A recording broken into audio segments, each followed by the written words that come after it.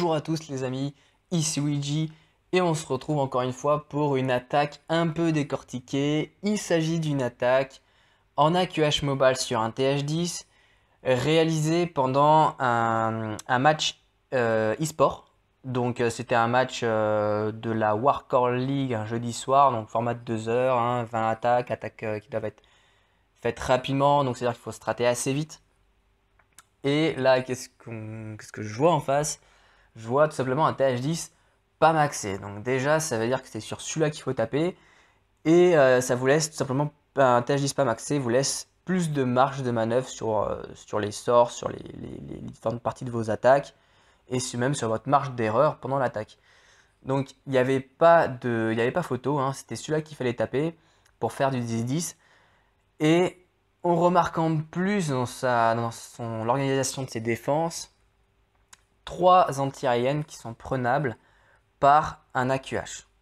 Alors, quand vous avez 3 anti-aériennes qui sont données, presque données, ce serait dommage de ne pas en profiter. Voilà. Je pense qu'à peu près tout pouvait passer sur ce village, mais quitte à profiter de la faiblesse du village, autant y aller. Et là, c'était le cas. Donc voilà, si je fais rentrer un AQH, donc je vous ai mis la flèche verte, hein, je vais détailler un petit peu comment je fais rentrer, les cleans que je fais, etc. Mais si vous faites rentrer la reine voilà, qui est représentée par la flèche verte, vous prenez vraiment toute la partie défensive avec les 3 anti-aériennes, le roi, l'HDV, les 2 Archix, 2 tours de sorcier, les souffleurs, etc. Donc c'est vraiment énorme. Donc là, du coup, avec le cadre rose, vous pouvez vous rendre compte de tout ce que l'AQH va pouvoir prendre.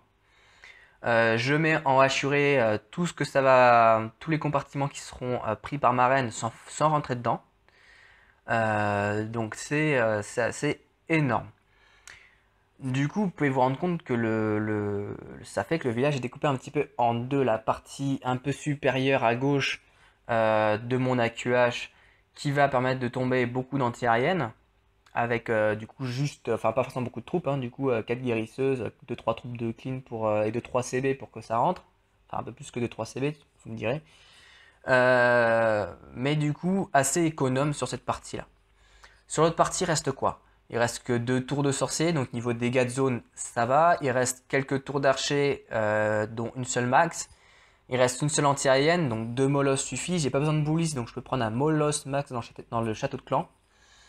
Donc vous me direz, c'est un peu du gâteau à partir du moment où on arrive à faire aller ces ballons sur les tours de l'enfer. Donc pour ça, je vais lancer mes molosses de manière à déminer la majeure partie du début de mon mobile. Je vais faire passer le premier au-dessus de la tour de sorcier de la tour de l'enfer, le deuxième un peu plus plein sud pour déminer cette partie-là. Un speed qui va servir pour les premiers ballons pour aller vite de la tour de sorcier et du mortier jusqu'à la tour d'archer, tour de l'enfer. Un rage qui va avoir une double utilité, je vais surtout alors premièrement pour les ballons qui vont du coup vite tomber la tour d'archer, le canon, l'anti-aérienne, qui vont même être ragés pour arriver jusqu'à l'Artix. Donc la deuxième partie, je la détaillerai un petit peu plus après. Mais du coup voilà, ça va être très rapide et avec quelques ballons, vous voyez voilà un peu sur la partie S, hein, sur ce canon là, ça va me permettre que les ballons passent de l'anti-aérienne à l'Artix, à la tour d'archer et à la tour de l'enfer avec un dernier speed. Donc vous voyez qu'en soi, le trajet des ballons est assez facile à établir, à se représenter et à réaliser. Donc voilà, les deux seules choses à faire sont surtout de faire rentrer cet AQH. Et, vous allez me dire, avec un mobile, il faut avoir tombé le château de clan. Si c'est un château de clan qui peut faire mal à s'attaquer à vos ballons. Et il faut avoir tombé la reine.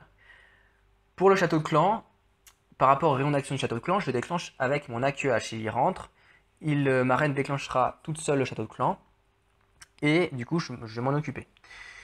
Pour la reine, pour ceux qui le savent pas trop et qui n'ont pas forcément vu ou qui ne l'ont jamais utilisé, vous avez la technique du rage et du sort squelettique pour tomber la reine sur la partie mobile.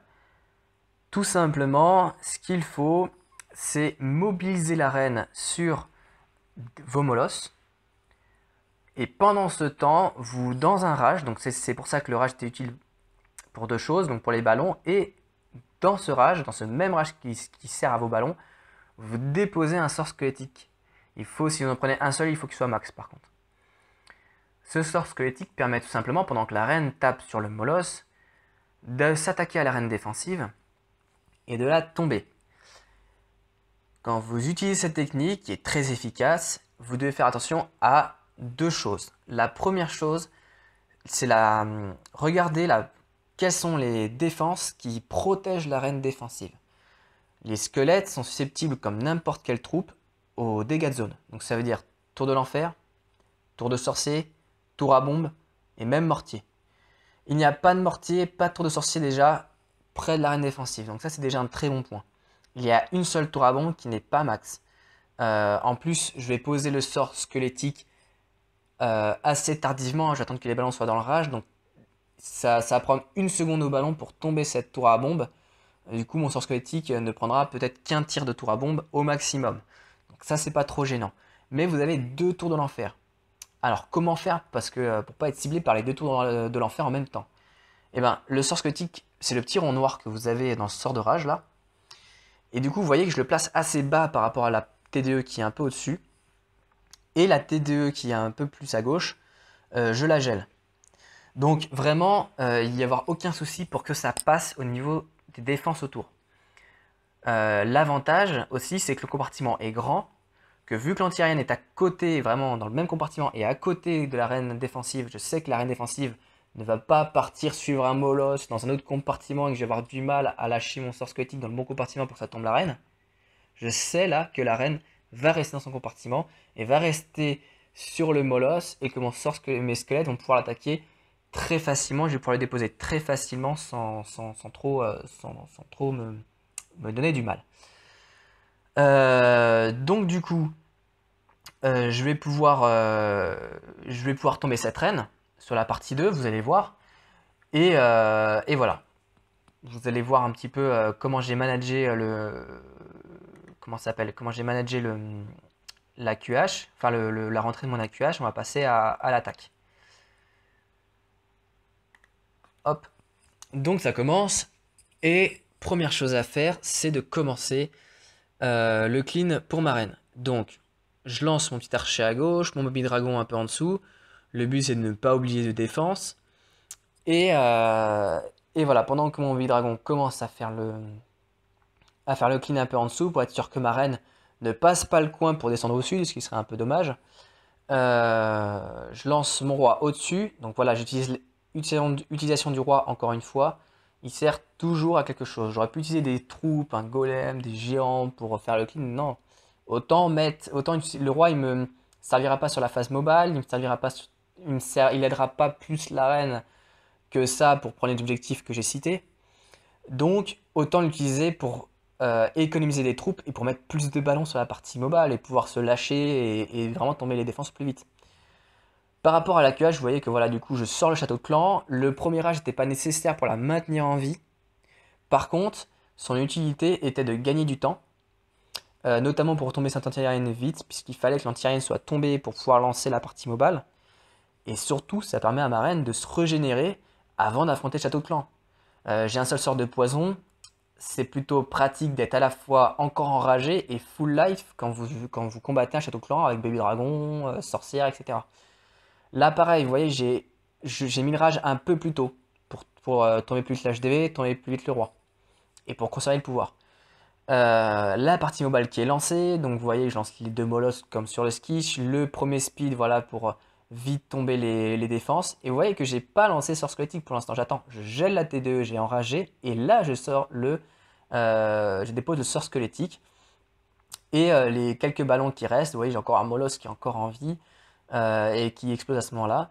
Vous voyez que du coup c'est très très large, l'attaque passe vraiment facilement. C'est une technique qui marche très bien, même en TH9. Hein.